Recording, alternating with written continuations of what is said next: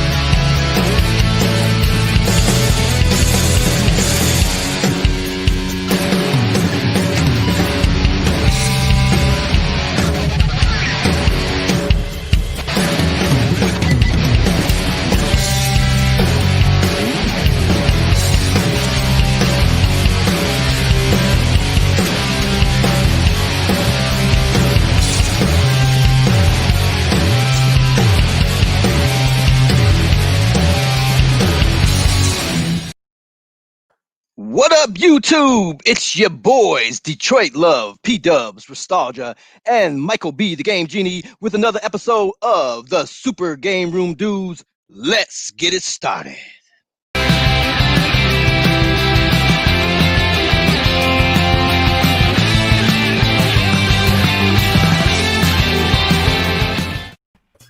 Hey, guys. Happy Friday. Today is September 25th, 2020. You're tuning into another episode of the Super Game Room Dudes Arcade and Gaming Podcast Show. As always, we appreciate you taking time to join us in the Friday Funhouse. With me, as always, is my boy, Detroit Love. How you doing, Carl? Fantastic. You know how I do it. Sporting a pretty nifty iArcade t-shirt is Michael B, the Game Genie. What's going on, Michael B? Not much, man. Excited to be here. Let's talk about some gaming news. Right. And as always, the Dark Knight is watching over his shoulder at all times. Nostalgia. How you doing, brother? I'm doing good. Now, before we get started, I do got to give a shout out to Carl Nope. on that intro. Hold on. Nope. We don't do anything until you say it. We don't do anything until you say it. All right. This is Steve from Nostalgia. And now I'm going to go ahead and give some props to Carl, because that was an incredible intro. Probably the most energetic and best put together intro he's done so far. It's Good the same job. every time. No, Bro, man, that was you became a pro tonight. perfect. That was perfect. I finally made it, huh? You, sir, are a god among men. Yeah, he had a little extra sauce on that one, didn't he? A little extra It's the sauce. new Just because chair. I'm comfortable. I'm comfortable in my new chair now. That's why. I'm not sitting like this on wood.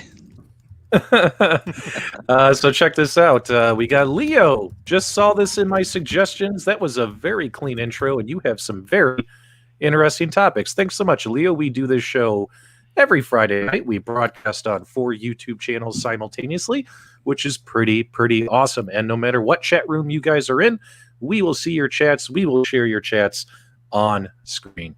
Definitely do us a favor. Check out all our channels. Subscribe to the host. We'd greatly appreciate it. We got a lot of cool stuff to talk about.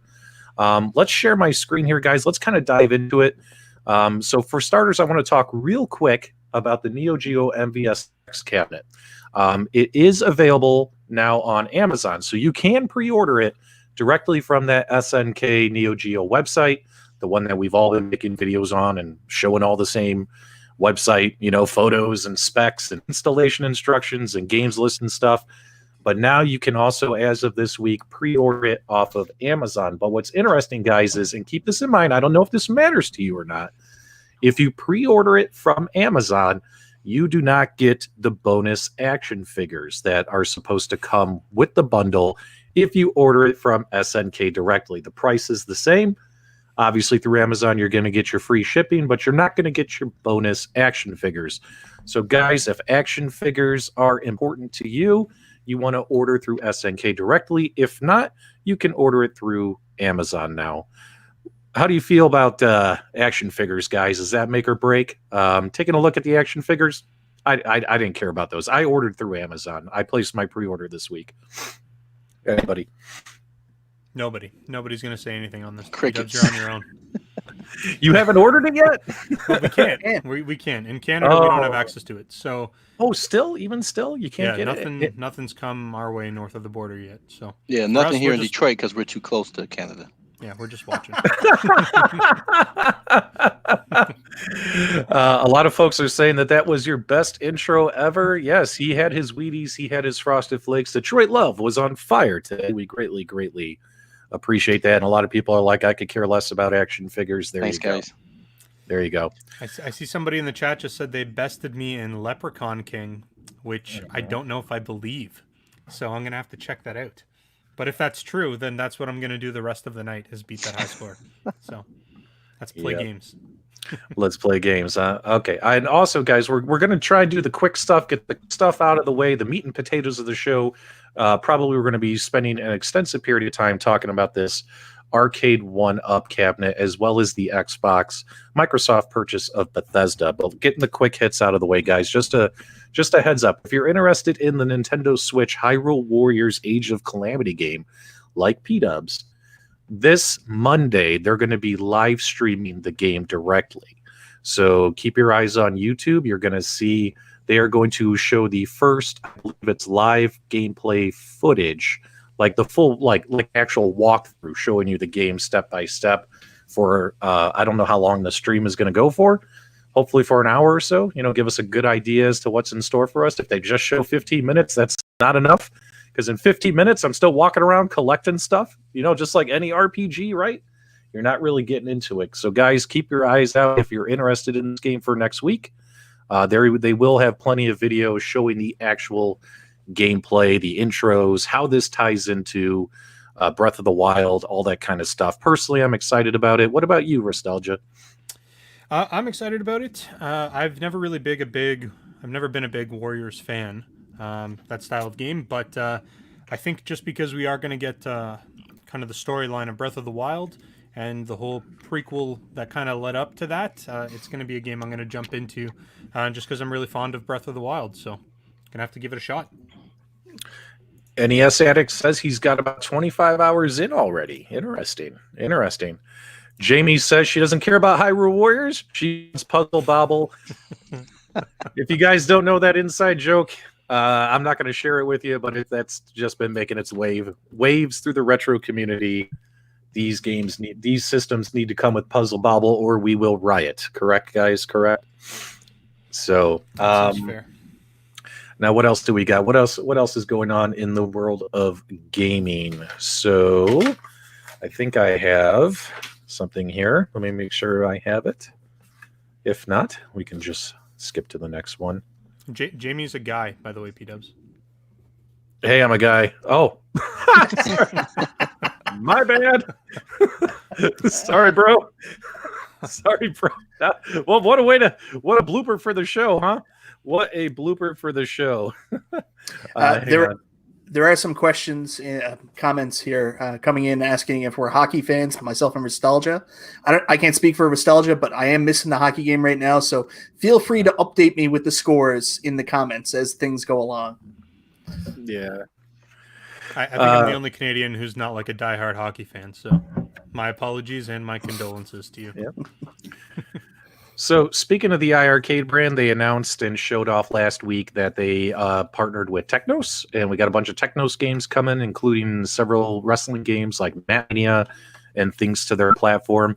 Michael B., you got an iArcade shirt on, and also the iArcade is going to be available in Canada, isn't it? Yes, it is. Yep. So how are you feeling about this? I'm assuming you're feeling pretty good. Yeah, we talked about this a little bit last week. I'm really excited for the Technos brand to be included with II Arcade. They do a great job with wrestling. Of course, they don't have the two WWF Technos wrestling games, but everything else, those games are based on their previous games. So I'm very excited to see what they're bringing to the table here. Okay. Now, yes, and I agree with you completely, guys. I actually think that's a win for iArcade is they're continuing to add more licensing partners. So hopefully they'll add more and more, and we'll see more and more games added to their library. But then again, it's also an a la carte system, guys. You have to pay to play. So depending on how many games you want to buy, that could add up. But then again, the game pricing. Nostalgia, what did he say the game pricing was going to be? Anywhere from, is it like $2 to $10? I think up to $10. Yeah, I think it was going to be a range somewhere between there. 2 to 10, depending on the game. Yeah, you keep in mind you're getting like Android platform games, like things that you'd find on the Google Play Store. You're also going to get a bunch of retro games. So, I mean, it's going to depend on who they license out, right? So, yep, for sure. Now, let's talk about this debacle. And the debacle over the last 2 weeks has been the console pre-orders. Am I wrong? It's been a nightmare. You know what I mean? It's been a living hell for people. And so I just want to kick it off and say I think Microsoft did it a little bit better because they actually announced, hey, we're going to have a go live date. They stuck to the go live date, and so did their retail partners, right? But of course, it all sold out within minutes, right? It was hellacious for everybody. Now, luckily, I did get my hands on a Microsoft Xbox Series X, so I did get that order in. I want the physical copy edition, the physical edition. I don't want digital only. I'm old school. I like discs. What can I say? So I got my hands on that, but I have not been able to get my hands on a PS5 pre-order yet. I think we've had, 3 rounds of pre-orders, all sold out within seconds. And is it 2? Only two? I thought there was another one today. I know I tried the first 2. Just 2. Okay. Yeah, just well, 2. Either way, no success there. Now, my Super GameRoom Dudes fellow host, did any of you get any? And which ones did you get? Now, Detroit Love, what about you? I am still waiting. I'm undecided. I've flopped over the years between PlayStation and Xbox. I started with PlayStation. I'm currently Xbox. You guys have distracted me with this Switch, so I'm undecided. So I'm not going to pre-order. Not try to pre-order. I'll wait until the holiday season. Maybe I'll put something on my list for my children since they have jobs. They can buy me stuff now. So it's probably I'm leaning towards PlayStation because of God of War. That's my game, no doubt. And the Spider-Man Miles Morales, man, looks awesome. So those are 2 games that's pulling me towards to go back to the PlayStation. What about you, Michael B? Were you lucky in any way? Well, the first PlayStation pre-order, I didn't have my mind made up, and I missed out on getting the PS5. The Xbox, I was successful. I managed to nag one from Amazon.ca. I bought the Xbox Series X. I would have technically considered the digital version, and it's the first time I've ever thought about this because mainly I'm buying the Xbox for Game Pass.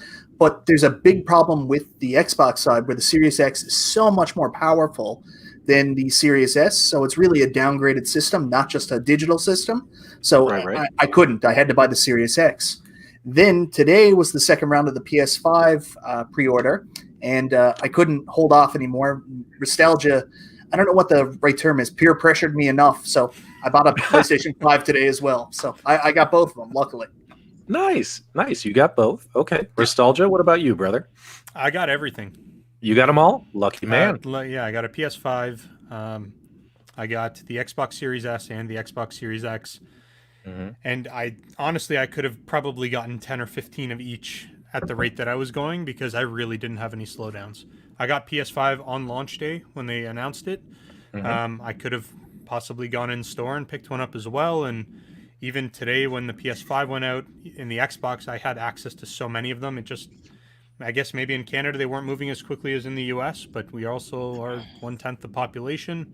We probably also have 1/10 the supply. I don't know what the deal was, but I really didn't have much trouble. Well, Scepter Sever is going to get a PS3. He's throwing his towel in on the other ones. Good for you, my friend. It's a good investment. Go with the 80 gig. And he also said the PS5 is a looker. It definitely looks like, every time I see it, it reminds me of, and I can't remember what YouTuber said this, and ever since he said that, one of the bigger channels, these big celebrity channels, right? And we're just leeches and they're celebrities, right? One of the big celebrity channels, I can't remember who, he said, it looks like the tower, the Tower of Sauron from like the Lord of the Ring. And now every time I see it, that's all I see is it looks like the Tower of Sauron from the Lord of the Rings movie. I'll be honest, big. It's a big machine for sure. In all honesty, I think the PS5 is hideous, but obviously we want to play games on it. What do you guys think? Do you guys think it's attractive? Do you like the design, or do you think it's hideous? I think it's a market for skinning that thing. So I think people will be skinning it with Mortal Kombat and all kinds of different God of War skin. So I think people can make it look nice, because right now it's just too big to be sitting. You can lay it down, obviously, but I think it's huge. It kind of reminds me of the Avengers time travel suits from Avengers Infinity. No, not Infinity War, the second one. That's what Endgame. it looks like. Yeah, Endgame. So the white on it. You know what's funny? When the PlayStation 3 first came out, people said the same thing. That's kind of hideous. And then they came out with the more modern, slim PlayStation 3s. And then people got really nostalgic for the original PlayStation 3. I think the same thing will happen here. We'll eventually get a PS5 Slim or a PS5 Pro, and then people will get nostalgic for the ridiculous look of the original system. You guys heard it first on the Super GameRoom Dudes. Michael B said we will get the non-hideous PS5 version down the road. Until then, you're stuck with the fugly version. What about you, Nostalgia? What do you think? I don't particularly like the look of the PS5, but it just doesn't bother me. It's tech. It's going to be thrown on a shelf. Mm-hmm. I don't know. I don't put it on display. I'm not looking at the machine while I'm playing it. I'm looking at the screen. So as long as it does its job, then I'm good with it. And yeah, one more comment on that. And obviously the Xbox Series X, she's no beauty either. It literally looks just like a desktop tower PC. Like, it's not set. Like, guys, literally, that's what it's supposed to be, though. We are on the cusp of the ugliest yet most powerful console generation we have ever seen. God, you think one of them made a sexy one? You know what I mean? Okay, now this is an interactive show, guys. We have about 100 people watching. We greatly appreciate your support, so we definitely want to answer your questions as we go. Eminem has a great question here. I want to hear from all the hosts. Do you feel that the PS5 pre-order situation, which is a cluster, is a marketing thing? Are they doing it intentionally, or do you feel that they just can't fulfill the requirements? Who knows? Maybe due to COVID. Michael B., your hand is up. That means we all be quiet, and Michael B. speaks. Go ahead, my friend. I think it's both. I think that we're still in the midst of a pandemic here. Most places are hitting the second wave, so there is some manufacturing shortages. We've seen this even with Toy Shock. Toy Shock are having issues getting their PCBs out right now. So there is some reality to that. But there's also the side where Nintendo have created a marketplace where they tell people there's going to be a restricted supply, and people go bananas for it. So everybody wants to follow the Nintendo model. So my bet is it's both. There's a little bit of a supply shortage for some of the parts to make these things, but realistically, there's some of that fake supply issues to increase demand. So you think it's fake news? You think that they're just trying to create more demand for the product leading up to the holidays? Both. I think there is some, but there's also fake. Yep. It has been an ugly, hideous, gross year with everything this world has had to put up with it, so why not have ugly consoles as well? According to Eminem in the live chat, thanks so much for that feedback, brother.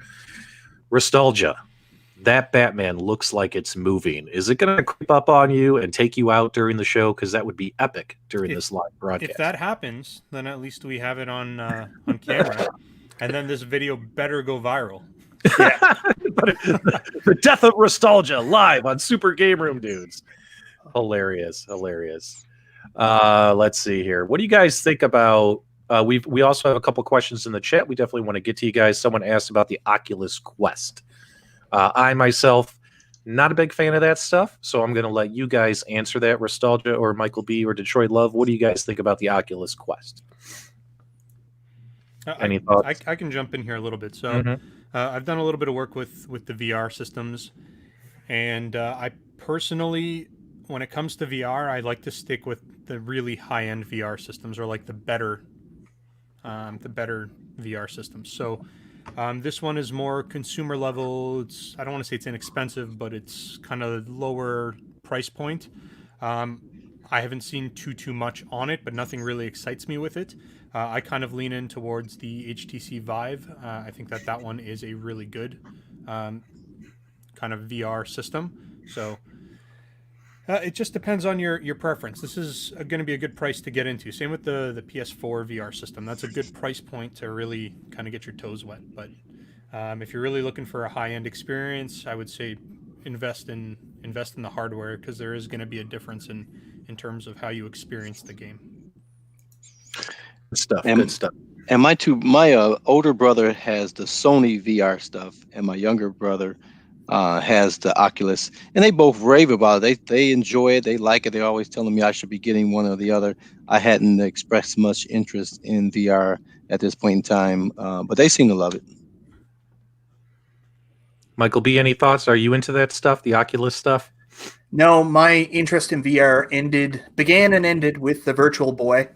I don't think you can improve upon perfection. If it's not red and black, it's not for me. Nice. That's funny.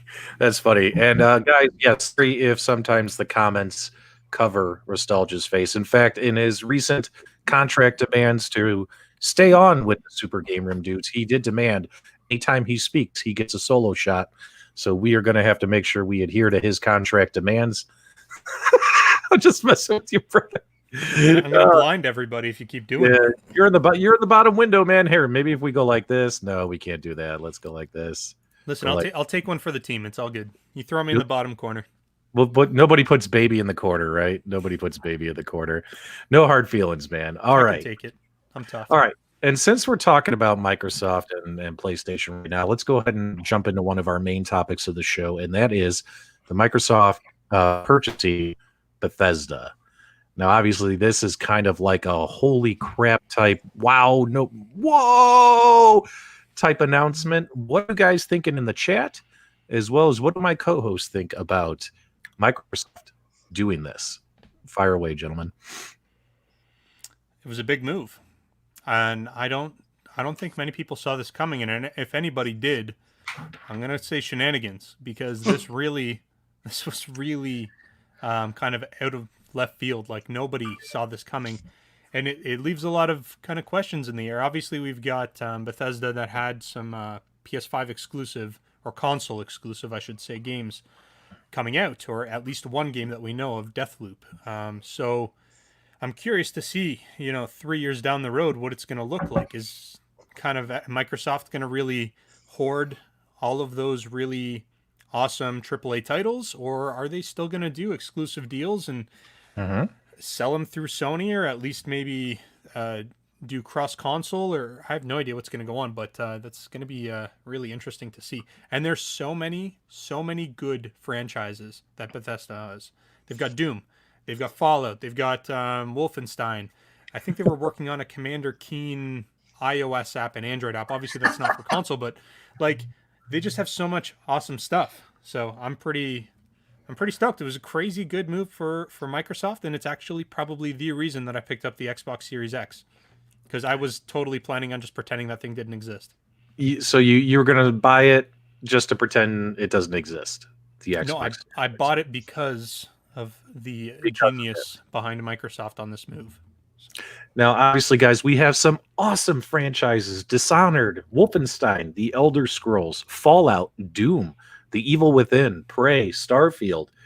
Guys, these are huge, massive franchises. Now, from everything we've seen from a lot of content creators and news articles about this, it does appear that even though they're purchasing Bethesda and all these studios underneath Bethesda, contracts will still be honored. So, for instance, some of these studios that have games upcoming that have exclusive releases for platforms, it does appear that those will be honored. So if you ask me, that's a pretty classy move, that they're going to honor those contracts and not get into all that kind of litigation and behind the scenes, horseplay. They're going to let those games come out. But here's the big question. Moving forward, from this point forward, do you think Microsoft is going to play nice with Bethesda, letting them make games for other platforms? In my personal opinion, why would you? In my personal opinion, if you want these games, you got to come to us, to our platform, to our system. We own it. We own the studio. So in my opinion, I don't think they're going to share moving forward. What do you guys think? And what do you guys think in the chat? I mean, it obviously it can go both ways, right? It can go one way or the other. Exclusive make a deal. Like I said, the PlayStation's got me leaning that way because of God of War. If God of War was on a different platform, I would have to go to that route. So obviously, it's a huge thing to have exclusives. But there's money to be made. Microsoft is not suffering from any money. I think they can pull a Nintendo in this area and say, hey, I don't care about the money. I need to have the exclusivity. So I would think they will lean that way once those contracts end, no doubt. What about you, Michael B? We'll just go down the row. Well, I'm probably going a little bit off topic, but I got a lot to say on this one here. So first off, Xbox in the last generation of consoles, what was the biggest reason they weren't successful? And what was the biggest complaint from consumers when they were choosing whether or not they were going to buy a PlayStation 4 or an Xbox One? It was the fact that Xbox just didn't have any exclusive titles. So to combat this, they went out and they started buying up publishers like crazy. They obviously are not capable currently of making their own new exclusive IPs to push their consoles. So they buy up these firms. The second thing is, during this generation, they have started something new with Game Pass, which they're really trying to get off the ground. And the way Game Pass works, it's Netflix, or kind of like a TV channel.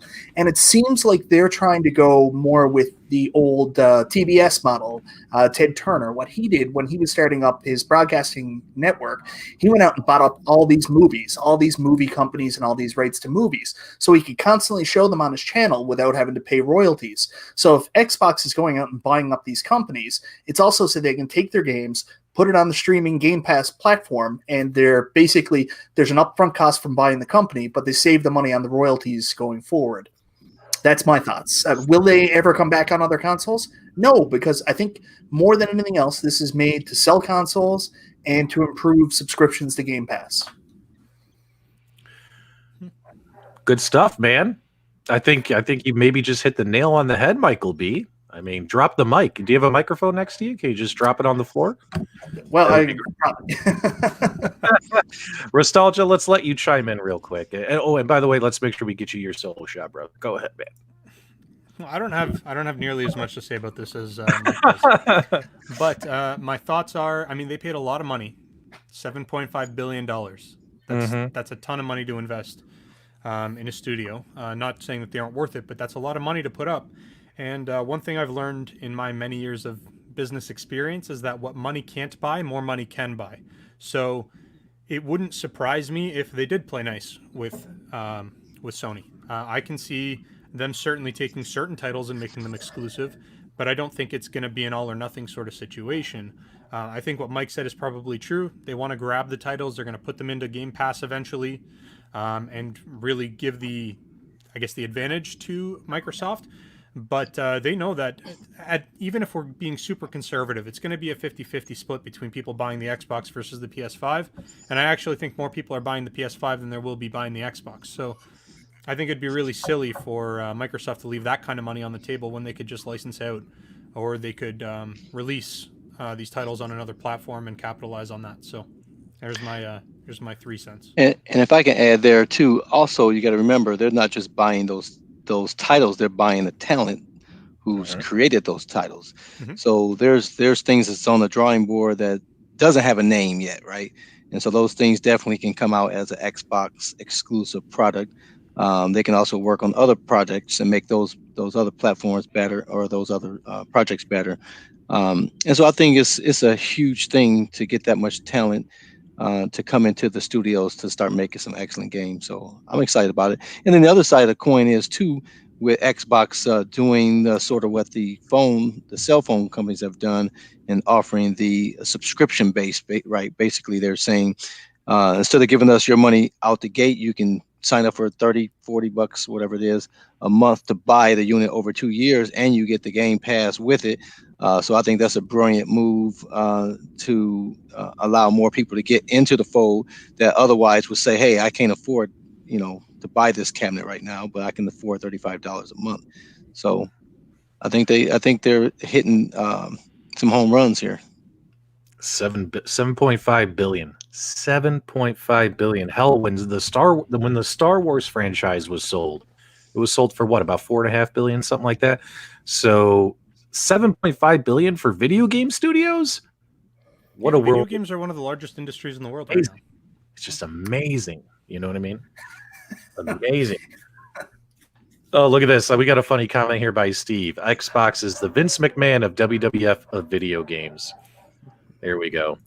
Okay, let's talk. Anyone else have any other thoughts about this real quick? No? Not really. Okay. I do have one thing to say. It does feel right to see Elder Scrolls on an Xbox system. I mean, how many of us console gamers didn't play Morrowind for the first time on Xbox? Playing it on like Nintendo Switch, Skyrim on Switch, or Skyrim on PS4 or PS3 just didn't feel right. It feels right on Microsoft, so it's good that it's home. Mm-hmm. Now, you know what we did? We did talk about the real quick before we switch gears. We did talk about what consoles we managed to get our orders placed for. But guys in the chat, let me know, what games did you pre-order? And also, my co-hosts, let's talk about that real quick. So for me, and I have to pull it up here because I can't even remember. Even though I haven't gotten my hands on a PlayStation 5 yet, I did pre-order 2 games. I pre-ordered Demon Souls, and then I also pre-ordered Spider-Man Miles Morales, because that game just looks amazing. I'm a little pissy that these games are not going to be PS5 exclusives, that they're also going to be PS4, but maybe we should have expected it, right? That it would be on both systems. This usually happens during that transition phase.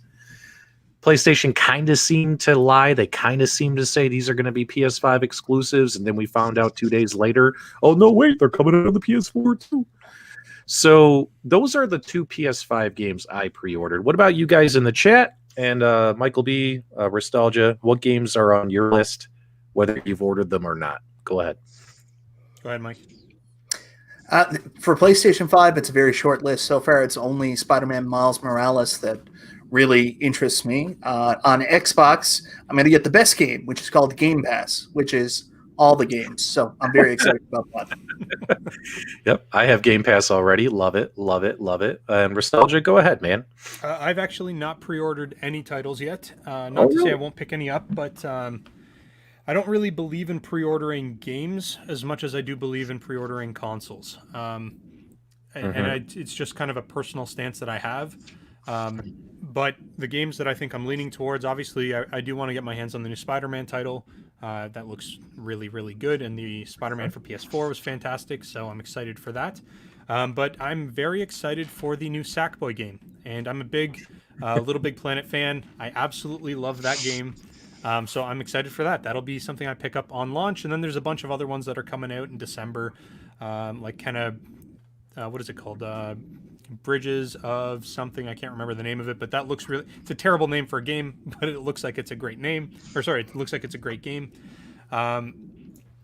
Those are kind of the ones I'm after. I have no idea what I'm going to do with the Xbox. I haven't owned an Xbox console that I've actively purchased games for ever. I've always been a Sony guy, so I think I'm going to take the console. I might sign up for Game Pass, and I'm just going to see what kind of comes my way.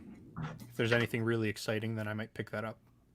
And even though I am not, I haven't pre-ordered the PS5, I am seriously considering getting a used PS4 and getting the Spider-Man right away, because I've been seeing those PS4s online for like $200 or $150 or even lower sometime. So that is a huge consideration that I am looking at right now, because $50 for the game and $125 for a PS4. That'll tie me over until God of War comes out. So now, there is something I want to jump in here too, because P-Dubs, you did say that you felt like Sony lied to you about the exclusivity of certain games, and a lot of people do feel like that. But I guess I do want to bring up the fact that at least they told us before the pre-orders went live for the PS5. So it wasn't like they did the PS5 pre-orders. A bunch of people went out and bought it under the assumption that those games were going to be console exclusive. No, they told us about it beforehand, and if people are like, I'm really upset about this, well, then they won't buy a PS5, and they'll just buy it for PS4. So Exactly the kind of thing we'd expect a Sony fanboy to say. No, I'm just teasing. Whatever. No, man.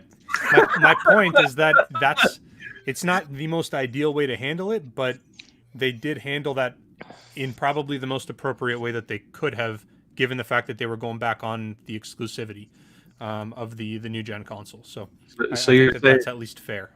All right. And you're interested in Sackboy. Okay, man. I don't know what's wrong with you, but Little Big Planet was a dope franchise. Still is.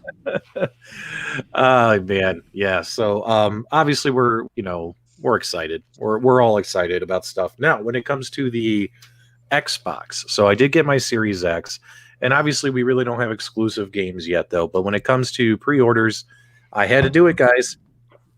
I ordered Assassin's Creed Valhalla. Super excited about this. I have been an Assassin's Creed fan ever since the very first game. I've played through pretty much every single one of them, except for a couple of the spin-offs. You know how they've made spin-off games. But definitely my favorite has always been Black Flag. This Valhalla, we're going back to the Viking era. You know, we've been to Egypt, we've been to Greece, we've been all over the Renaissance era. This looks pretty cool in my opinion. And so I definitely pre-ordered this, and this will arrive actually November 10th, a week before the console arrives on the 17th, I think. So that'll be nice to have. Go ahead, Michael B. What'd you pay for it, buddy? I just ordered. I ordered from Best Buy. I ordered the standard edition. They have like Shouldn't have done that. I know they got this giant gold edition, whatever, $100, but I can't spend $100 on just one game. Oh, I know where Mike's going with this. But did you go on Amazon today? No. It was up on Amazon for pre-order today for $49.99. Yeah. Oh, well, Best Buy did say they're doing the price match guarantees and stuff. Okay. And so is Walmart. Like, for instance, guys, when I'm glad you mentioned that, Michael B. Great transition. When I pre-ordered Demon Souls from Walmart, they sent me an email like 3 days after I placed the order, even though I don't have the PlayStation 5 console. They said, hey, guys, guess what? Or P-Dubs, whatever your name is, Patrick. Guess what? Guess what, dude? We're going to lower what you paid by $10 because we're going to match our competitor pricing. So these these guys, because these are pre-orders, they don't want people to cancel the pre-orders. We're seeing price matching out there, which is pretty awesome. Yeah. Okay. And so, yes. So guys, if you're into Assassin's Creed, let me know. I'm a big fan of this franchise. And of course, the other game I ordered was where is it? Immortals Phoenix Rising. Yes. Rising. So I did pre-order this for the Xbox. This game looks amazing. If you like Breath of the Wild, you're probably going to love this game. Now, this game, I did buy the gold edition. So I got like the Supreme Ultra, whatever, and I spent way too much money on it. And this thing will arrive on December 3rd. Guys, have you heard about this game in the chat? And is it a game you're interested in? Did we talk about this one a little bit last week? A couple weeks ago. A couple weeks ago. This is sexy. So, yes. So I got 4 games coming, 1 console. Maybe I'll get the other console. We'll see what happens. So that's all pretty exciting right there. Good stuff. What do you think about that game, guys? Phoenix Rising. Doesn't that look awesome? It does. It does. I'm really excited to get it on my Amazon Luna. Did you hear about that, P-Dubs? No. What is that? What is going on with Luna? What is that? Stadia 2, Electric Boogaloo. Oh, hang on. That's the Amazon. That's their new streaming service that they're putting in place to compete with Google Stadia. It actually, they're doing a slightly different business model. It's more of the same, but it's a different business model. And they're going to have some decent titles on there. Hopefully that's going to work. And it looks like it's more of like a subscription type service where you subscribe to Luna, but then they'll also have different publishers that you can subscribe to, and you pay. It's like a cable package where you're buying your base cable, and if you want the premium channels, you pay an extra X amount of dollars per month. That's what it looks like it's going to be. So you can kind of a la carte select which publishers' games you want access to, and you subscribe to them. And my understanding is you can subscribe to them, use them for whatever 1 or 2 months, and play the games you want. cut them off, then jump to the next publisher and kind of rotate through whatever you want. It's an interesting business model. It is, my friend. It is. Okay, so I almost forgot too. So the 2 games I ordered through PlayStation for PlayStation 5 both arrived November 12th. Spider-Man Demon's Souls from Walmart, but I also pre-ordered from Walmart. I forgot about this one. Star Wars Squadrons. I had to. You guys know me. I had to get it. I got the helmet over here and everything. Star Wars Squadrons, and that arrives October 2nd. And then over on, I think it was Amazon. Was it Amazon? I ordered Hyrule Warriors. So I got like 6 or 7 games coming from multiple retailers. It's going to be fun trying to keep track of all this stuff, guys. It's nuts. Go ahead. Hey, P-Dubs. Share my screen. Yeah, share my screen here. Now, I know you have this pickle theory. Oh, but paying $119 for a digital version of a game is just appalling. $120 for a digital version of the game, the ultimate version. That's ridiculous. Hold on, what do you get with it? I should be getting one of those DLC and stuff like that. I don't care what you're getting. If I'm not getting a figurine, an action figure for this price, it's just ridiculous. Well, what do we? I'm just trying to see if I can even read what's on there. So you're going to be getting all the DLC. So you're pretty much going to get access to like the first year's worth of DLC. So instead of buying the game for $79 and then 3 months later they release DLC and you're like, okay, it's an extra $20, they're just making you pay for it all up front. This is not new. We've seen this. So you're agreeing with these pickles. You're agreeing with the pickles is what you're saying. Yeah. Oh, wait, guys, we got another delivery at the front door. Something just got dropped off. Oh, God. Oh, my God. What's at the front door? Last time this happened, we had a new arcade cabinet show up. But P-Dubs was out of breath. Should I leave it at the front door so I'm not huffing and puffing for 10 minutes?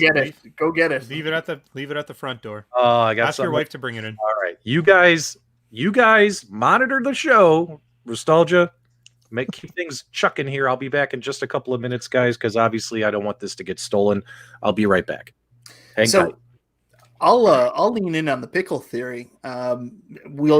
You're talking about there's DLC, other things added, that if you buy the game up front, you buy the extra edition. But I remember when Mortal Kombat 11 came up, there was a pre-order. And if you pre-ordered the game, you got Shao Kahn.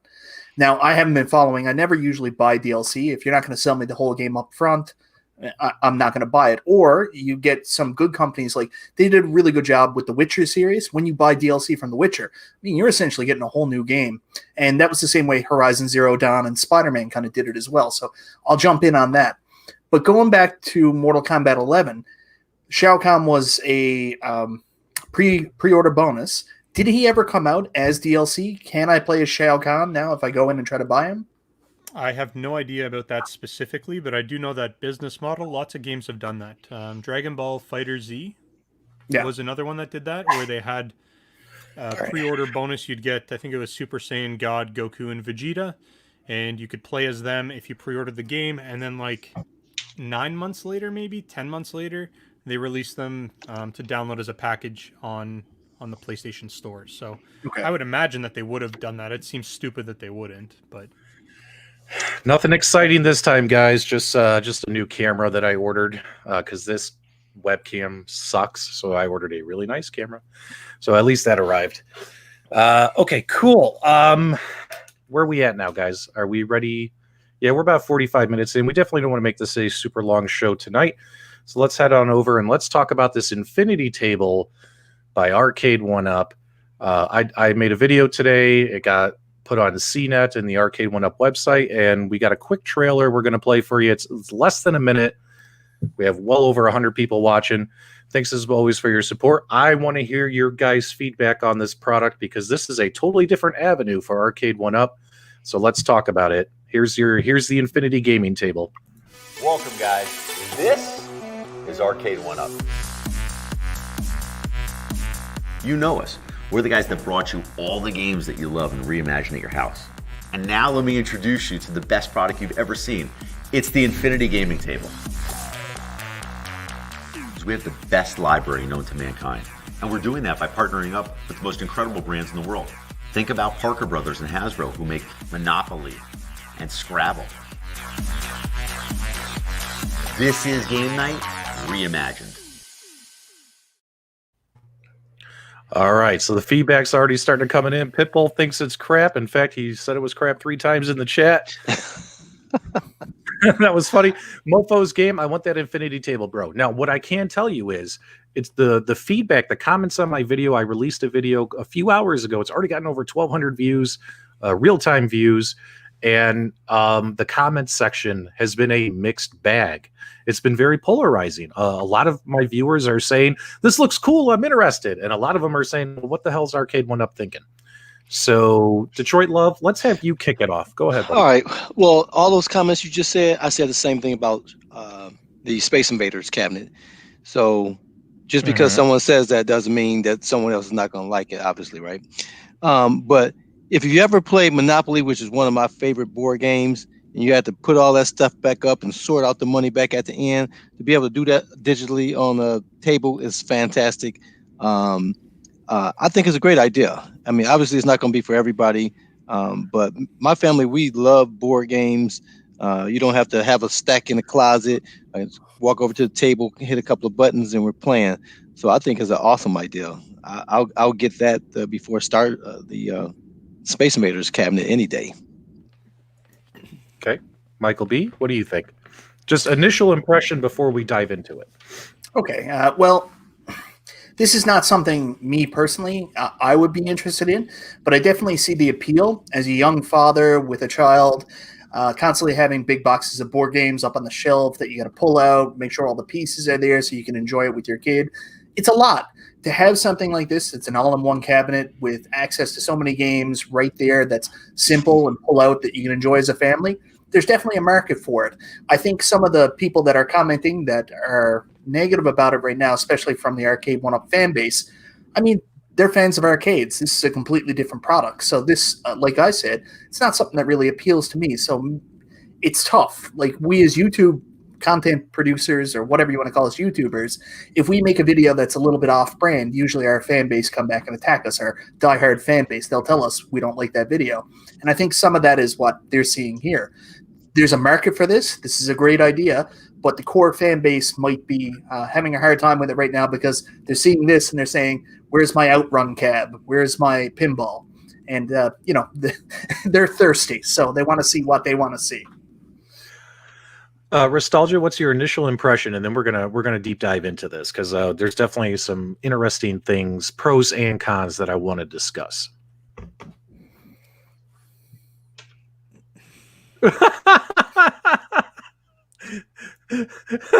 Is this a hard one for you, brother? I'm trying to be professional here. I just don't understand it for so many different reasons. I guess we can talk about that later. We can talk about that later. Okay, so at games, they came out with their Gamer Pro, right? And a lot of people were like, this is awesome. Some people didn't like it. They're like, all they did was sell you a control deck. Is Arcade1Up just selling us a tablet with legs? Let me just throw that out there. I'm playing devil's advocate. Are they just selling us a tablet with legs? What do you think, Steven? Yes.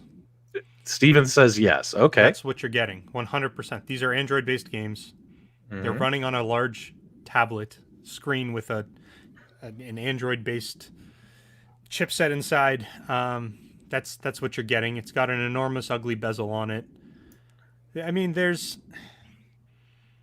don't know if I should just open the bag and start going down the list of all the problems that I'm seeing here, but okay. I'm not a big fan. I think that it doesn't make sense in terms of the company's current position in the marketplace, and I understand they want to branch out to a different market, but this is not new technology. This is not even close to being new technology. You've been able to buy interactive desks or interactive screens for years and years, and there's been many companies that have come out and tried to do it, and they all fail miserably. And even some of the footage, you notice that most of what they showed you was screen capture, and the very few screens that they showed you of the actual gameplay from physically outside of the screen looking down, there was definitely some frame rate issues, and obviously this is still really early in development, but it's a glorified tablet that's going to cost a lot of money, and I feel like the appeal to play board games is to get a physical board game out and play. And then you're showing off games like Battleship and Scrabble, and those games require you to be secretive. You can't have your opponent see what you're doing to play those games. And I fail to see how that's going to be done on this kind of a platform. What are you going to do? Get a blindfold and make the other person like close their eyes and pinky swear that they can't see? I don't get it, really. We're gonna have to. Yeah, I can't wait to play Guess Who. Yeah. No, I think the games like that Nostalgia would be played over Wi-Fi with other people that's not in the same room. Those particular games would be my guess, that this is Wi-Fi enabled and you're able to play against people around the world for some of those why games. Do you want why do you want a 32-inch or 24-inch monitor to do that? Why wouldn't you just do that on a tablet? Well, that's just an expansion of you can play locally with people, you can play remotely, just like your NBA Jams cabinet. Yeah. So, guys, we're going to have to see how the 2-player play is going to be, like multiplayer, and even 3 or 4-player, whatever the game may be, right? How are you going to be able to, all of you looking at the same TV screen, especially if you're in the same room drinking a glass of wine, like these 4 people? How are you going to be able to hide your moves, right? So we'll have to see how that's going to work out. Eminem's right. How am I supposed to cheat in Monopoly and steal money if everyone can see what I'm doing? Like, it's right. What's the point? Now let's talk real quick. So they are coming out with a 24-inch screen, which obviously, when you look at this version on the table, this has got to be that 24-inch. And they're also coming out with a 32-inch, and this is obviously that 32-inch. So in your guys, in my opinion, I'm actually digging 32-inch. Obviously, bigger the better in my world. You know what I'm saying? What do you guys think? Would you be more interested in a smaller screen like this? That way you can kind of take the legs off, play it on the table, or would you want to have it like this? What do you think, Detroit Love? I mean, I like options. Obviously, if you don't have the space to have something permanently there as a table, I like to see how that looks when the screen's off. From that standpoint, but it's nice to be able to throw it up on the tabletop, put it in the closet when you're done. I don't see anything wrong with the product. I would buy it. Yeah. So, and this is why it's awesome having 4 hosts on this show. We can have 4 different opinions for the same, split 50-50, and it does appear that we're split 50-50. As I mentioned in my video that I released today, I am actually interested in this product. Maybe it's because I'm a board game enthusiast. Maybe it's because my wife and son and I, we still have board game nights. It's actually one of the best ways we spend family time together is we'll pick a night and say, you know what? You're not going out with your friends. You're not messing around on YouTube tonight. You're not reading your dirty romance novels. It's the way that, and I'm not going to say who does what in the house. You can make your own assumptions. But out of the 3 of us, it's a great way for the 3 of us to spend time together as we have board game nights. It's one of my favorite things to do in my house. We have so many board games. So this actually interests me. But don't you play those board games physically? Like, don't you isn't there just something about taking out the board game and setting it up? And yeah, so in some of these games you're missing. So here's what you'll have the ability to have first off, board games can be messy as all hell. You know what I mean? You could have crap everywhere. Pieces, cards, dollar bills, money. It could turn into a nightmare, right? Especially if someone rage quits in Monopoly. Like I'm prone to I do. always win Monopoly. I absolutely love. Hold on, let me get this off screen real quick. Dane Cook, the stand-up comedian, one of my favorite comedians of all time. His skit where he talks about Monopoly, he goes, "Here's you 3 hours into Monopoly, F this game," right? And you grandma, and F you, grandma, you win. Well, that's me because, after 3 hours of Monopoly, I'm done, right? But I'm personally interested in this product, guys, because I just love playing these games, and it'd be kind of cool. Now, you're going to miss the roll of the dice, right? I mean, I shouldn't make that hand motion while we're on air, right? No, you should not. That's an immediate demonetization. Not above Nostalgia either. The roll of the dice, the flipping of the deck, the spinning of the wheel. I mean, you're going to miss out on those because you're going to be playing the digital version, but you're going to have a different experience, right? Yeah, and you'll be able to pause Monopoly and everything's the same way when you come back tomorrow night to finish up. I ain't got to stick it somewhere. Hopefully no one tampers with it when they're gone. Hey. Yeah, actually, take my money. Where's that? That's a really good point, Carl. Like, that's a cool option of being able to pause your game. I'm looking at this, and I'm completely unfamiliar with digital app board games right now. But I'm thinking there might be some use of coming up with some kind of digital RPG, like Dungeons and Dragons, something along those lines. And how cool is that you can just pause your game and then come back to it later? I don't know how they do it. Again, I'm not familiar with board games on a digital scope, so maybe it's something they could do. Now, we have about 130 people watching, guys. We greatly appreciate your support. Make sure you stay tuned to the end. I do have a small tidbit, a morsel of exclusive news about this particular product that David McIntosh provided me in a conversation offline just a little bit ago. So we're going to share that when we get to that part of the show. So make sure you guys stay tuned. Now, let me just jump in here before we kind of shift gears and take a look at that. So first, I still feel like I'm not a big fan of this product. That being said, I'm being harsh on it. I'm a big fan of Arcade1Up.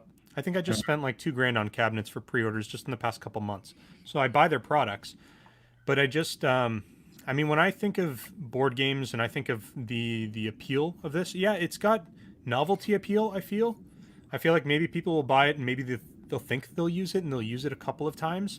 But we've kind of moved on in the age of gaming where we've got games like Jack in the Box where you don't have to do anything other than use your smartphone and connect to a TV, and you've got a screen and you've got your own personalized control on your smartphone, and that's kind of the direction I see kind of mobile gaming and digital gaming going in terms of like board games. I think that at the very minimum they did a bad job marketing this thing, choosing Scrabble as one of the games that they're promoting, and Battleship. It just those were bad choices. If Monopoly, and I don't know how somebody else said it in the chat. How do you play Clue with this game? How do you play Guess Who? Like, those are games that, like, how are you going to play those? There's got to be a really good system, and it better not be turn around and don't look at the screen or be a cheater. So I thought I saw in the clip a little bit somebody was playing with the Infinity table. They also had their phone up, so maybe there's a phone section as well where you can connect your phone to the table, and then you have your confidential information on your phone. And then that takes me back to, why aren't people just using their TVs? Okay, like, you can do that with most Android devices anyways. So, okay, like, that's because some people have that sucky iPhone. You don't have right. But keep in mind, guys. Keep in mind, why are people buying Arcade1Up products? We have a million ways to play this shit already. Am I wrong? It's because it's a themed cabinet that actually has like a nostalgic feel to it. A digital giant tablet on your dining room table is not the same. Right. But when it comes to those games, those are classic games. They've been around for decades upon decades. It's part of being like, I know you guys are Canadian, but it's part of being an American, right? Sitting around playing Chutes and Ladders with your family, playing Monopoly, Risk, Battleship, all these games, Candyland, you know what I'm saying? Like, all that crap. We all did it growing up, right? And we want to do that with our kids. And in the modern world, guys, everything's going digital. It is what it is. Now, I want to switch gears real quick because there's something hidden in this video. But then we're going to get back to this. But I don't want to... This isn't the exclusive announcement. Guys, stay tuned for that. But there's a little Easter egg in this video. So let's share the screen. Guys, what the hell is this? Why do we have a light-up kick plate on a Marvel cabinet in this video right here? What is this? It's a jackal. Did anybody notice that? That's a Tulsa arcade. We got a Marvel Superheroes cabinet with a lit-up kick plate, guys. What is this? And why does my Marvel limited edition Superheroes cabinet not have this? What is this? Sounds like they're finally taking our advice and getting rid of those nameplates and experimenting with something that's a lot better. Was that an Easter egg, guys, or was that we once again made a video with Scott and we're releasing some information too soon, guys? What is that? P-Dubs, when you play that clip, is it animated or is it just static? It's static. Oh, wow. As you can see right there, it's just static. What is that? Eagle eyes. Zoom in. I can't zoom in. 300 times zoom. Oh. You zoomed on the wrong thing, P-Dubs. Opposite. Whatever. I don't think you can zoom in. That's it. No, it's a YouTube video. I can't zoom in on this. All right. So So, guys, yeah, what is that? What do you guys think? What is that? Oops, we did it again. Is their favorite song. Look at Kevin with the eyeballs. His eyeballs are peaked. What is that? That's kind of weird. And also, what is this right here? Are we? No, that's Street Fighter cabinets side by side. Yeah, those are two back to back. Yeah, they're back to back, facing this way. Okay, are there any other Easter eggs in here, guys, or is this it? What is this? Is that the giant Pac-Man thing that? Yeah. Over that they can't release because somebody pretended it was something attached to their body and was having a little bit too much fun with it. Oh, maybe that's the Pac-Man stand-up arcade stick that they had to take back to Formula. You never know, right? We got to take it back to Formula, guys. That's hilarious. Okay, so yeah, guys, I find this very, very interesting right here. They did mention there were going to be 50 games included. Let's see if we can get to that screenshot. Oh, it went too fast. We want to try and pause it so we can see what kind of games are on this thing. Ah, come on, P-dubs. Dude, it's like laser quick. Okay, here we go. So what do we got here? We got Trouble. We got Yahtzee. We got Hippos, guys. Is that Hungry Hippos right there? You got Sorry. You got Chess. You got Comic Plus. Guys, we definitely wanted to slow this down because this trailer goes by so quick. Checkers. Another card game, and I can't make out what some of these other ones are. Let me know if you can. Looks like left-hand side by the thumb, it looks like Trivial Pursuit. Oh, and Trivial then Battleship next to it. We got Monopoly. Mm-hmm. And I can't. It's the glare or whatever it is. I can't see what that is. I feel like this is Game of Life under her index finger. This looks index like finger. Yeah, this looks like 8-Ball, kind of like a pool game. Yeah, and all that stuff. Interesting. Oh, and then of course the jigsaw puzzle as well. So apparently you can build a jigsaw puzzle on the screen together. That's actually kind of cool. Come on now. Yeah, So- that'd be pretty slick. If there's puzzles on this will be my wife's first Arcade1Up product. Mm-hmm. There are, buddy. There's puzzles on here. There looks like some kind of 8-Ball pool game, checkers, chess, comic books. See, and this all is another thing that has me a little bit on the fence too, because if you're going to be having high responsive games like a puzzle or pool or any of those other types of games, you're going to need a good digitizer in there. You're going to need some really good touch responsiveness, and that's something that even guys in the field that make devices, tablets and smartphones, even sometimes they can't do that well. So when you're talking about getting a good quality proper touch panel on a big screen like a 24-inch, 32-inch display, man, that's not going to be cheap. I'm worried this thing's going to price itself out of the market too. Like, what's the most you'd pay for this? I can't see this retailing for less than $5.99. I actually think it'll be more. I think it'll be like $6.99, possibly more expensive. By the way, guys, just on a personal note, I'm loving seeing all the Hero Quest comments. Hero Quest has been re-released, or it's being re-released by Hasbro through their Pulse. It's kind of like a Kickstarter. And I supported that campaign, guys. If you think people are interested in retro board games, they released it with $1 million goal, and they hit the goal within like 9 hours. They hit $1 million in board game sales for the Hero Quest re-release. So, just a special shout out, guys. We have a lot of folks saying Hero Quest is amazing, guys. I have the original Hero Quest, all the expansion decks.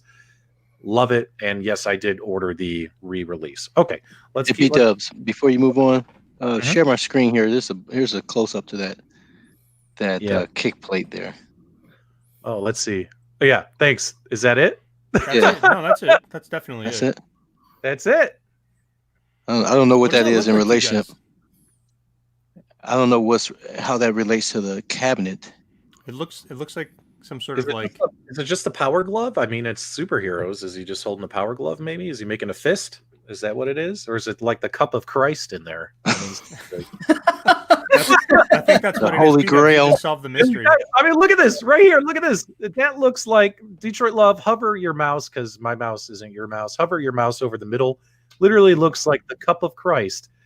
right there on the kick plate of the Marvel Superheroes machine. That's hilarious. All That's right. the holy grail. You know, There you maybe that's not an image. Somebody else is saying like maybe it's actually the Infinity Gauntlet inside. They took off the kick plate and they lit it up inside, and they've kind of got something going on inside. I don't know.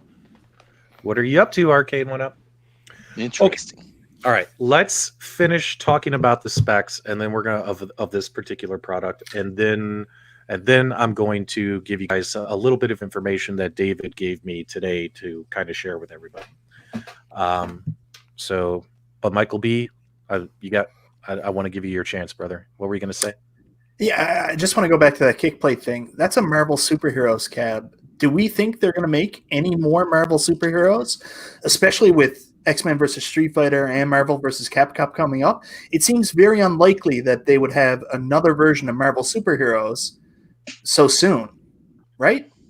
Yeah, I don't know. Obviously. Well, isn't that what we say all the time? And then another SKU comes out. I mean, I'm not buying any more Arcade1Ups until I see the Costco version. Moving forward, I'm just kidding.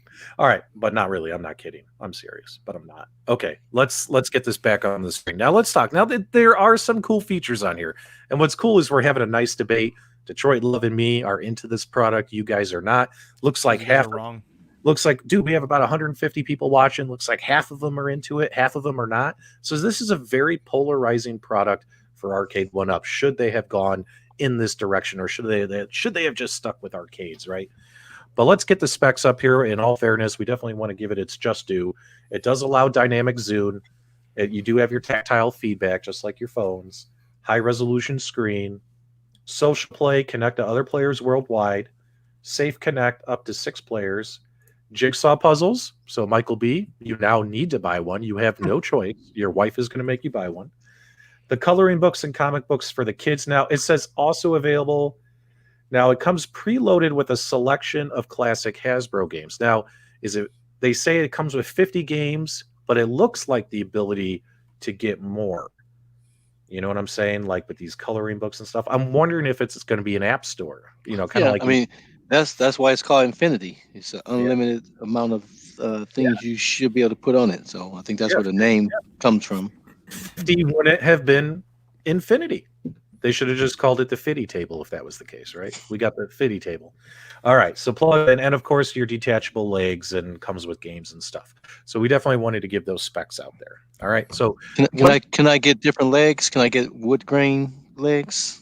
You can make your own. They will get licenses. God, this is so interesting. I look at the live chat, and you can see how half the people are into it, half the people are not. Okay, now here is the thing we need to talk about. This is the elephant in the room, and this is the one thing that gives me pause, is instead of releasing this product on their website or finding a vendor to distribute this product, they are going to make this a Kickstarter. We don't know the price of the product. We don't know when the Kickstarter goes live, but they're going Kickstarter route. When I asked David McIntosh, because I reached out to David McIntosh, I said, dude, why are you doing a Kickstarter? I said, do you realize the first thing that's going to happen? He's like, what? I'm like, when you do a Kickstarter and you're a company like you, the first thing that happens is people say, what, are they not confident in the product? Why aren't they just releasing the product? They have the money to release the product. And sure enough, guys, those are the comments on my YouTube channel. Those are the comments I'm seeing in the Facebook page. I am seeing a lot of people saying, what the hell? Why is this a Kickstarter? Should we even make an attempt to participate? What are your thoughts, guys? Detroit Love, let's start with you, and we'll work our way around the room. Well, Kickstarter obviously eliminates the retailer. Getting some retailers on board that would think they can market this thing.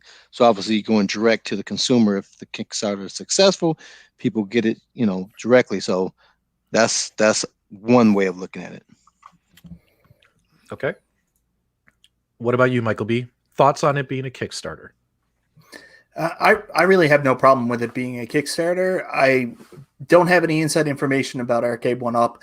I have no claim on their financial position or what they're doing with money. But personally, I like the fact that they're not using their successful Arcade1Up arcade cabinet brand as a cash cow to fund some other concept like this, because that means less money for research and development on making more arcade cabinets. So if they want to do Kickstarter to fund this as a separate branch idea, fine, because I'm right now not super interested in this, and I want to see that money going into them making more arcade cabinets and maybe signing licensing deals like getting The Simpsons. So, yeah, do that. Do your Kickstarter to the side, and hopefully it works out. And before and Nostalgia, if I can jump back in here, and with II Arcade, Jong said it best. He said this platform allows me to get numbers and show that there's a demand for it. So even if retailers aren't on board, if the Kickstarter is successful and it shows the demand there, then obviously they have a way into the retailers with those numbers to say, hey, look, the people want this thing. This is interesting too. Look at the comments and the feedback. People are saying zero confidence in the product. Other people saying they're just gauging interest. Like, are these branches different markets we should continue to pursue? Because they can only build so many arcade cabinets.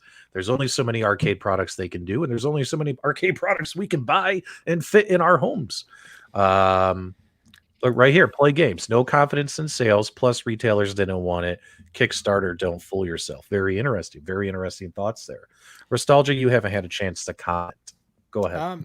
My thoughts on the Kickstarter is that I don't. I understand why companies do Kickstarters. II Arcade is a great example. They don't really have a place in the market. They don't really have any ground to stand on in order to convince licensors to license out their IPs. So by Jong doing a Kickstarter and getting all of those units, quote unquote, pre-sold, he can then go back to licensors and say, hey, this is how many we're selling. Will you jump onto our platform? And it's a tool for a small guy who doesn't have the resources to be able to take some pretty big leaps.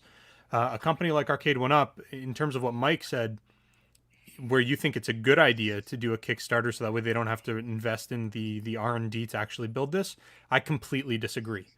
Okay. You're essentially putting all of the burden and all of the risk on your consumer base rather than on yourself. They're in business. They need to take risks and get the rewards. And if what they're going to do is put that risk on the end consumer, it's not really something that makes sense to me, especially considering how big of a player they are in the space. I don't want to say they're not confident in the product. I don't think that they would have. I think Arcade1Up knows what they're doing. I think they've done their market research, but I don't personally like the idea of a Kickstarter. It's not something that I think I would personally get behind. And maybe they're having trouble getting into retailers, and Carl's right. Maybe this is going to be a way to say, hey, look how many units we've sold on our Kickstarter, and we're trying to reach out to a much wider branch. And I mean, when you use Kickstarter, there's different marketing avenues you can take. So by promoting there, it kind of reaches a completely different market than maybe what Arcade1Up has reach or has access to as it stands. But I'm not a big fan of the idea of this going to Kickstarter. That being said, it hasn't gone to Kickstarter yet. Maybe that's something they'll change. Maybe they'll change it. But it's not something that I see myself as standing behind and supporting during the Kickstarter platform. Well, why not? Yeah, go ahead. Sorry, I think they could do. I think if they're confident in this product, then they need to put their money where their mouth is, and they need to develop it themselves. They need to put it to market just like they do with all their other products. And if it's successful, awesome. And if it's not, then you move on to the next product. And in business, you've got wins and you got losses, and you just got to take your licks. And that's kind of how that goes, at least in my opinion. Well, and also, I mean, Kickstarter obviously is not a pre-order, right? And so there's risk. There's no guarantee. Right. There's no guarantee. Yeah. But it doesn't have to be a guarantee. But you know, like Jong is doing, he's saying I'm putting a guarantee on it so that people can get their money back. Arcade1Up can do the same thing where there is no risk, because if it's not successful and the people don't buy it, right, then they can say, hey, here's your money back, and we don't do anything, you don't lose anything. So there's options to be played on that platform, although the platform is designed to be a risk for the end user. But they can choose to eliminate that risk. See, with Carl, what you're suggesting, and I understand your point with IR Arcade, because IR Arcade did, or I guess Jong did come out and say he's taken whatever money they've earned from their campaign and setting it in a separate bank account. They're not touching it. And in the event that things go sour, he's still going to have the ability to at least refund a portion of the supporters' money. The problem with that is that there's actually no guarantee. Jong can say whatever he wants, and I'm not. Right. This isn't a hit on Jong, but people, when they sign up for Kickstarter, they have a terms of service that they agree to in order to have an account. And those terms of services is that they can't hold those companies liable if they fall apart and they don't actually fulfill their goals or their whatever it is that they're trying to build.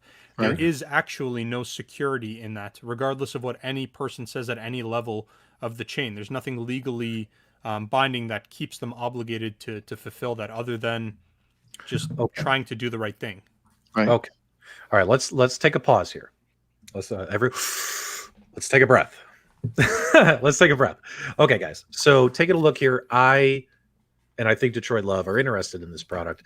Not happy about the Kickstarter. Why not just put it on your website? Make 500 units. Just build 500 units, 1,000 units.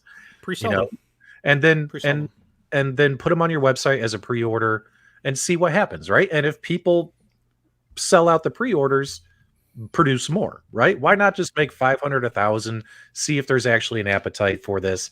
Not happy it's on Kickstarter. However, it's time, guys. We have 150 people. They've been waiting. Here is the little bit of morsel I got from Arcade1Up, a little bit of additional news on this.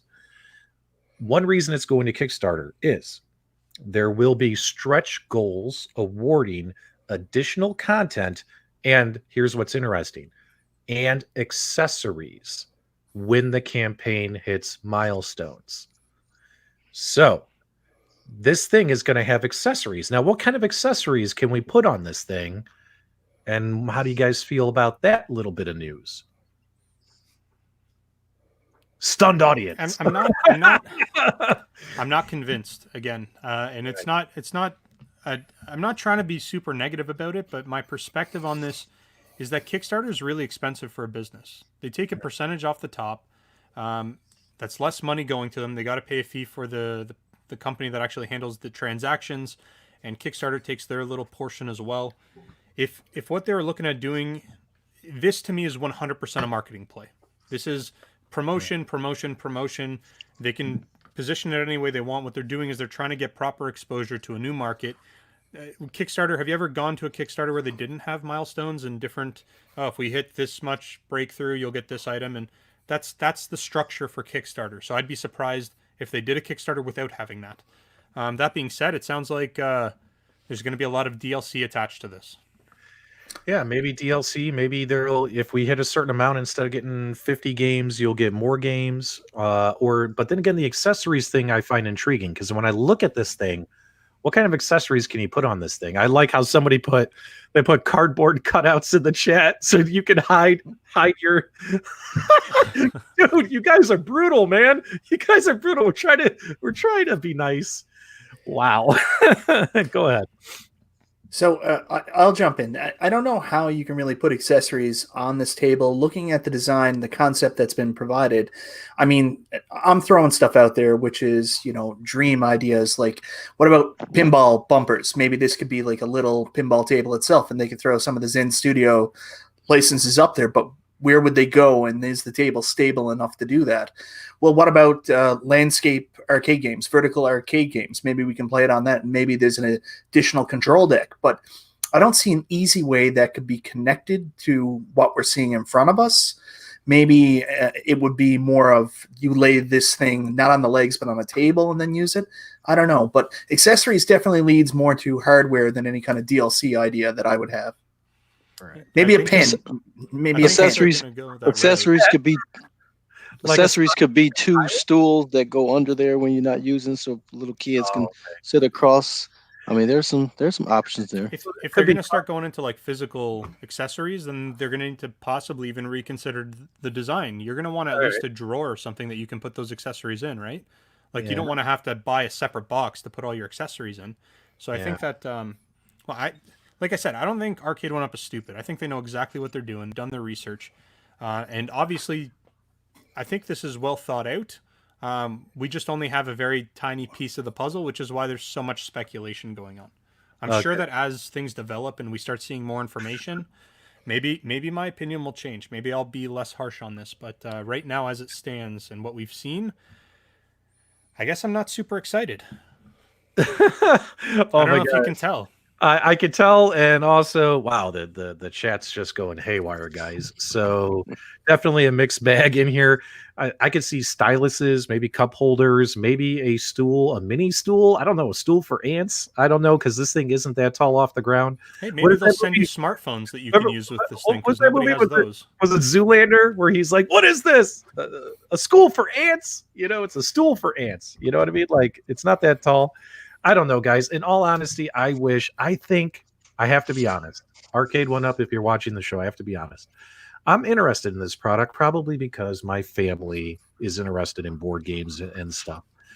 But I'm not interested in a Kickstarter. Like, honestly, I wish you would just put this on your website as a pre-order and see what happens, man. See if 500 people pre-order, see if 1,000 people pre-order.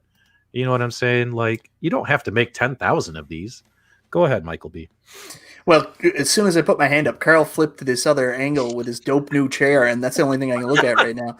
But before I mention that, I do want to ask a question, and you have to remember, I'm in Canada. We get nothing in the stores, so I wouldn't know this.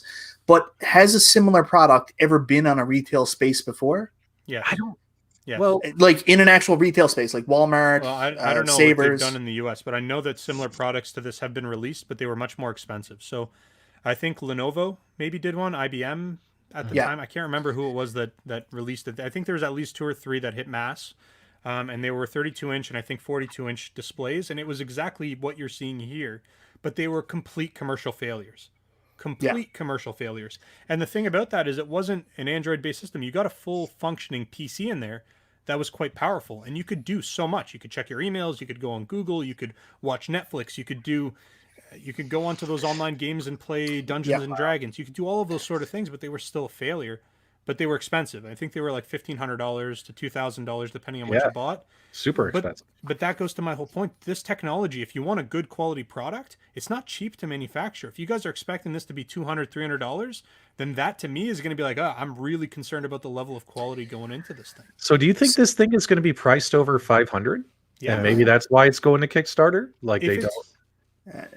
I think the Kickstarter piece goes back to what Carl said. This is going to be a value version of what Nostalgia is mentioning, and they just don't have any data. They don't have any data to bring to retailers. And you mentioned the idea of possibly just doing a pre-order on their site. That's not as trustworthy, maybe, as the information they would get back from Kickstarter to then bring to the site. Party. Yeah, I get it. Yeah, I get that. Hey guys, real quick here, guys. I don't talk. We might tease. We might take pot shots. But actually, we don't even do pot shots anymore. We might tease other content creators on our show, but we definitely do not talk about them or other shows on our broadcast. We don't insult other content creators, nor do we support people in the live chat doing that as well. So do us a favor, guys. Do not leave comments about other YouTube content creators in the chat. You're here to watch this show, not the other show, and all that kind of stuff. So I greatly appreciate it, guys. I know some other shows, they let people run wild in their chats. We don't do that here, guys. Don't talk about other content creators or we'll kick you out. Plain and simple. All right, let's change gears. Let's shift back a little bit. So the big thing here is that if they price this too cheaply, and I'm really into the tech side of stuff. I do a lot of work with tablets. I do a lot of stuff with mobile phones. Things that require responsiveness in terms of touch screens. If they're going to try to push this to market inexpensively, then don't expect a high quality product and don't expect amazing things out of it. I can't see Arcade1Up being able to get into this space because they don't deal with digitizers. They're going to be doing a low production run. This isn't going to be something they have. They're cloning a lot of what they've done with their cabinets. A lot of them are the same pieces, just kind of fixed up or changed every single generation. This is new. This is different. So if they're going cheap, then that's not a good way to go. I would rather buy this at $600, $700 for a quality piece than buy a $300 device that just sucks to use and isn't responsive. Yeah, don't mistake my value comment as I'm not talking about Giant Tiger compared to Walmart. I'm talking about obviously you mentioned a price point of $1,500 to $3,000. I was talking about that $500 range, $500 to maybe $700. So I'm not going value. Right. Right. Well, there's also a difference between what those other guys provided and what these guys are providing. This is an Android-based system. It's going to be like a supercharged tablet, a lower-end tablet. But the other guys were putting out full-on PCs that had graphics cards and CPUs that were really powerful, and it's going to be interesting. They have to really be smart about how they market this, and I think that's why they're going the Kickstarter route. It's a marketing strategy, and I hope it works out for them. And as much as I'm bashing it, the more information comes, I may buy one. I may not support the Kickstarter, but if it ever comes to retail, I may buy one. You're gonna get 6. You're gonna get 6. You're gonna have 6 at the pre-order. It's just that's what I'm gonna do. It's just in this nostalgia. It's just a Nintendo Switch on a table. That's all.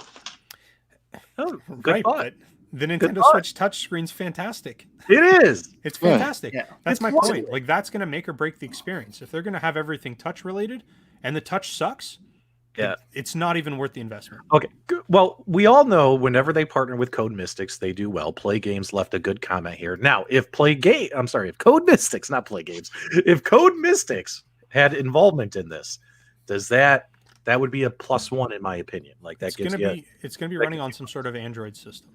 So it's just an Android. It's a tablet with legs, is what it is. So, oh my God, you guys are brutal. Someone wrote, I had to hide the comments. You guys got to calm down, guys. So, okay, it was funny. They were like, I at least have something to put my Legends gamer on. That was hilarious. Oh, wow. Oh my God, you guys are hilarious. Okay, guys, keep it clean. We're trying to have fun here. Okay, so I don't know. Should we kind of like round robin it? Should we kind of bottom line it? So, in my opinion, I like the idea because I'm a board game enthusiast. My family would like this product, which means I'm interested in this product, but I am not interested in a Kickstarter. So honestly, in my opinion, Arcade1Up, if you want my money, price this thing for $500 or less if you can, and also just sell it on your website, and P-Dubs will place an order. What about you guys, Carl? If you want to just do like a round. Yeah, I mean, as much as I'm saying I like it, the Kickstarter is an element that's. I mean, I still have some stuff I'm waiting on from Kickstarter, you know, and that's at a much lower price. So I couldn't imagine sitting there waiting for a $400 or $500, $600 item that may not show up, even though the Kickstarter is even successful. So that's the elephant in the room, in my opinion. I think the concept is great. I would love to have it, but I would have to agree.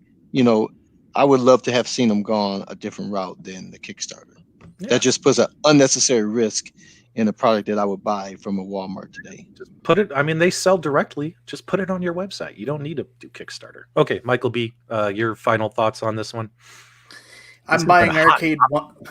Yeah, I'm buying Arcade1Up products because I want to get smaller recreations of original arcade games in my house. So this is not something that necessarily appeals to me right now.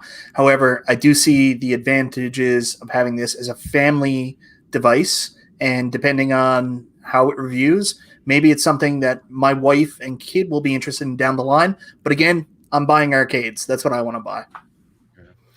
Real quick before we get to nostalgia, Conti, yes, iArcade is a Kickstarter, or was a Kickstarter, but that was a brand new company, right? Brand new. Arcade1Up has been around. They sell directly. They've been a successful company the last 2 years, which is why I say just put it on your website. Let people order. If you can't find a retailer to sell it, just sell it yourself. All right. And Michael B, just real quick. So would you have preferred this to have been a Tastemaker's product versus an Arcade1Up product? No. I'm not saying that. I have no umbrage with the product coming out or them selling this under the Arcade1Up brand. It's just, not everything they put out is something that every single person who buys their products is going to buy. And that's where we are with this one with me. Okay. And nostalgia, your final thoughts on this one? You really want to know? No, I'm just kidding. Yeah, absolutely. So my thoughts on this are that when I saw it, I didn't actually see the video. I saw a picture and I was like, what is this thing? And then I kind of read through I think there was a CNET article. I read through that and I looked on their website and I then realized, okay, Kickstarter. Then I watched the video, and what they've shown off is interesting, as it does have a lot of appeal to like a family situation. My personal perspective is I think that if they kind of went, Mike, you touched on this, if they went the route of making some sort of platform that could be like they can add Dungeons and Dragons, because that would be really cool, because that's a game that you play cooperatively. Oh yeah. And those are the types of games that I think would make sense for this type of platform. Or if not Dungeons and Dragons, there's other really more complex board games. We're not talking Monopoly and Guess Who, but games like Dominion or Cards Against Humanity, or like any of those sort of kind of more advanced level games. I think that might be interesting, but then again, we still need some sort of a solution where we have the ability to hide what's in our hand. We've got the ability to prevent other people from seeing what we're doing if needed. And I'm not quite sure I see the workaround with the exception of having to use a secondary device like a smartphone or a tablet or something along those lines. So as somebody who still plays Dungeons and Dragons today, if we can hook up and if we can do like play Roll20 on this thing, yeah, that's what I'm talking about. that would be awesome. That would be really cool. As someone who still plays Dungeons and Dragons today, and we use Roll20 to play, especially with this COVID world we're living in, that would be pretty cool if we could get that going on this machine. So I wanted to throw in there too, like there's other board games that also implemented like video as well. I don't know if you guys remember like Nightmare. Like seeing something like that where the video is playing in the center and then you get your pieces around the side, something like that would be dope on a device like this. Like that'd be a really cool concept. Yeah, and actually a buddy of mine, he built a dining room table and he had it custom made. And what it was is it's like a dining room table, but you can take the top of the dining room table off and there's another table underneath with a TV built into it. And I went over, and I've never really played Dungeons and Dragons, but I did play with him that one time. And I sat down and he taught me the game, but it was so much more fun having some like interactive screen in the middle that like we rolled the dice, but then you like actually were moving along on almost like a made up board game on the screen. And it was just, it adds a whole level of, it just adds a whole nother level to the gameplay experience. So I think if they had positioned it in terms of like, sure, go with the Monopoly route, show off all the classic Hasbro titles, but then also show some stuff off for some people who are really into board games. I think that then I would have come at this with a completely different approach, and I'd maybe consider it a little bit differently. But with what they've shown off and the screen that they showed when they showed the Monopoly pieces moving, literally looked like it was running at 5 frames per second. Like it just looked really, really choppy. So I hope they figure that out, and I hope that they kind of expand on this and make this more than just what we see. Macho Man, do you agree with Nostalgia? Oh yeah! He does. Macho Man is on Team Nostalgia on this one. Macho Dubs, on the other hand, is on another side of the fence, provided they sell it directly and all that kind of stuff. All right, guys, we have been on an adventure tonight. This has been a lot of fun. This has been probably one of the most polarizing episodes ever. Usually the four of us are simpatico on a lot of stuff, but this has been kind of fun. And it just seems like people in Canada have a stick up their butt after. That's my final thought. Well, us Americans just want to play games. Canadians don't. Maybe if Arcade1Up would send us the products at the same time that they release them in the U.S., maybe I'd feel a little bit all right, nicer. All right, we have 160 people watching, and all of us have a message for Arcade1Up. Give us the pinball! We're tired of waiting. For the love of God, give us the information. Let us know. Jesus. All right. I already have pinball, so I'm good. You guys just have to wait. All right, guys. If you guys want Arcade1Up to give you pinball news by October 1st, put a 1 in the chat. We'd love to see it. Send a message to Arcade1Up. I'm pretty sure they're watching tonight's episode. Guys, we need it's time to show your cards. All these companies holding back on their pinball machines either make announcements saying, just be honest and say, hey, you know what, guys, it's delayed. 2021, it's the nature of the beast, right? We'll accept it, right? But this silence is just killing us from all companies. Maybe it's not delayed. Maybe they're going to do the same thing that they did with that Super Pac-Man Costco cab, where it just like shows up one day in store and everyone's going to freak out and run to Walmart in the middle of a. Well, I guess I don't know where you guys are at, but we're about to go back into lockdown in Ontario. So I know. And if it's because of the world, because of manufacturing, or because the Zen Studios can't get it to run properly, just say, hey guys, it's not coming out till 2021. Just stick a pin in the balloon, pop it, so we can move on with our lives. A lot of people are setting aside $500-600 to buy a pinball machine this holiday season. Mike And just spent his on the PS5. and I'm telling you right now, And the Xbox. if these companies don't make an announcement in October, people are going to be spending that $500-$600 on something else. You know what I'm saying? So let's get it done. Let's get that pinball information out there. We're demanding it. We deserve it. We've waited for 9 months for pinball information, and I'm sick of waiting, just like all of you. But minus that, guys, this has been an awesome episode. We appreciate all your support. Make sure you subscribe to all the hosts. Detroit Love, send us on our way. All right, guys. Thanks for watching. We appreciate you. Subscribe to all of our channels. We appreciate you. Until next time, we'll see you on the web.